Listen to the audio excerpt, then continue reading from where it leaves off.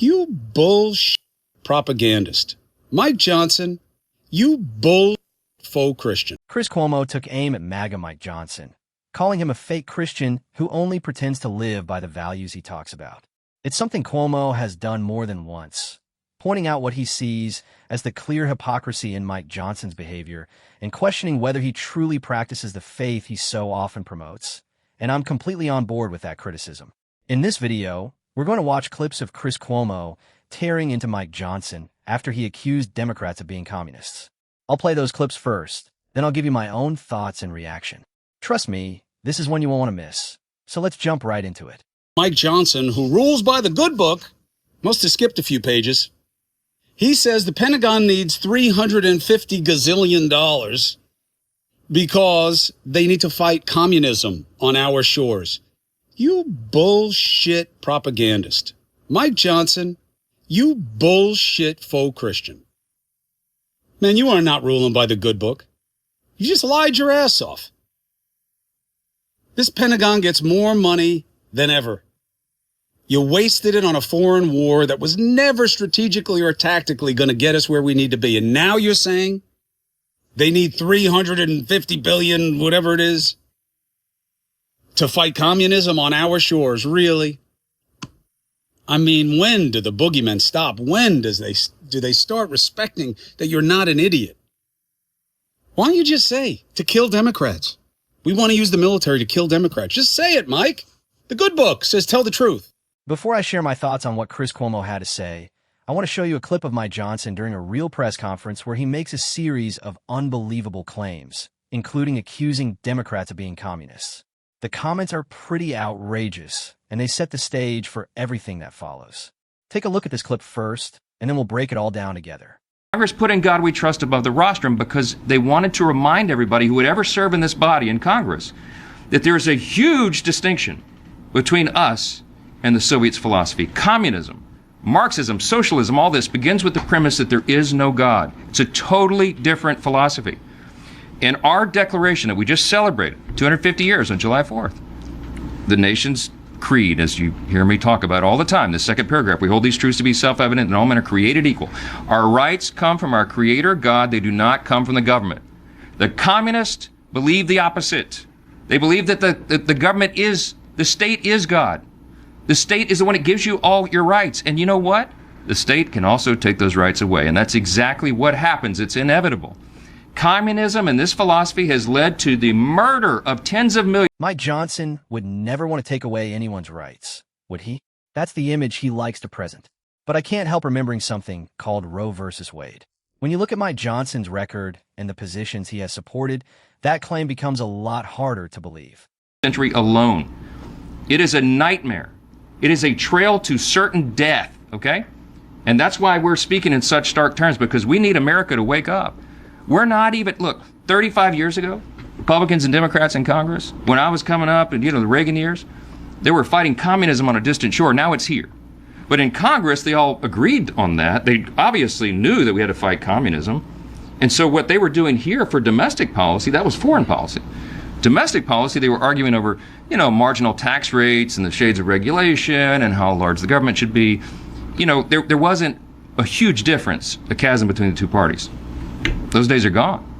Right now, domestically, we are arguing, we are debating, we are fighting. The election will be over whether we're going to maintain our freedom in a constitutional republic, the greatest experiment in self-governance in the history of the world, the longest surviving constitution on the planet, the nation that everybody wants to emulate, and everybody wants to come here.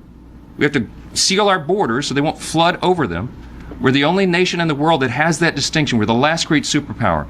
We are the greatest nation in the history of the world. We are fighting right now in Congress over whether we're going to maintain our status as a constitutional republic or we're going to trade that in, dismantle the foundations, and go down this dark road of death to communism. That is the question on the ballot this fall. Now, DSA published their platform. I hope you're all covering. I hope you're writing in depth about their platform. I read it out at an event a few weeks ago, and they've made an ad mocking me reading their platform.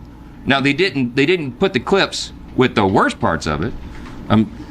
Representative Jimenez just told you, Carlos told you that.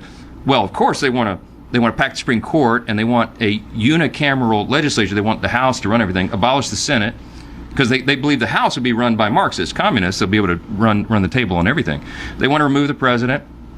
What they also want to do is abolish all borders. They don't want any borders. They want mass amnesty granted to anyone who can come onto our shores without exception, even for terrorists and hardened dangerous criminals. Okay? They don't want prisons. It's in their platform. They want to remove the carceral state, they said. No prisons. They don't want to fund the police. This is not a game. Everybody needs to understand. These crazy little mini Mamdanis who are popping up all around the country, they are a danger to you and your family. This is not a game. If they promise you free stuff, there is far more beneath those promises that even some of these people do not understand themselves. And so we are here as the Republican Party to stand on the founding principles of the greatest nation in the history of the world. It is our duty to do that. And we're doing it on behalf of all of you, even the journalists who don't agree with our policies all the time. You better agree on these principles, because it's what keeps you free. By the way, it's what keeps the press free, okay? This is essential. The same free press that Republicans and Donald Trump are always attacking and calling the enemy of the people, right? Suddenly, MAGA Mike Johnson wants everyone to believe he supports the media. Now he's acting like he cares about protecting journalists. Give me a break. That's about as believable as anything else he's been saying. And your family. This is not a game. This is not our father's Democrat Party. We're not arguing over marginal tax rates anymore. We're arguing over whether or not freedom is going to survive. And that's why we're so serious about this. Look, I'm a happy warrior, man. I like to get up and have fun, but this is not a fun time. We're in a war. We're in a philosophical war to save the greatest nation in the history of the world. And we take it very seriously. Now, there's a lot of wild rhetoric and questionable claims to unpack there. MAGA Mike Johnson talks about how politics was more bipartisan 35 years ago, but not anymore. The reality is that today's Republican Party has moved much further to the right, while many Democrats have shifted toward the political center to fill that space as the GOP has become increasingly dominated by Donald Trump and its more extreme voices. What Johnson is doing feels like a modern version of the old McCarthy playbook, throwing around labels and accusations instead of debating real issues. At this point, you can almost call him MAGA Mike McCarthy. Then he starts talking about Zoran Mamdani. It's interesting because over the past week, I've seen polls placing Mamdani among the most popular politicians in the country, alongside Barack Obama and Bernie Sanders. There's a reason figures like Bernie Sanders and Mamdani connect with so many people. They focus on everyday concerns that affect ordinary families. They're not calling for the end of the presidency or the Senate. They're talking about making sure people don't go bankrupt because of medical bills, helping families afford childcare, and making retirement more secure. The truth is, every time I say MAGA Mike Johnson, I almost slip and call him Magic Mike Johnson, which is obviously a completely different thing. If you know what I mean, I wouldn't be surprised if Magic Mike is one of his favorite films. Meanwhile, Johnson keeps warning that other people want to take away your rights, but his own record tells a different story. I already mentioned Roe versus Wade, and he has also supported policies involving Medicare, Medicaid, and Social Security that many critics argue would reduce protections people rely on. Whether you call them Democratic Socialists, Social Democrats, or progressives, I'm not talking about establishment Democrats. I'm talking about people on the actual left who argue that government should do more to support ordinary citizens instead of cutting programs they depend on.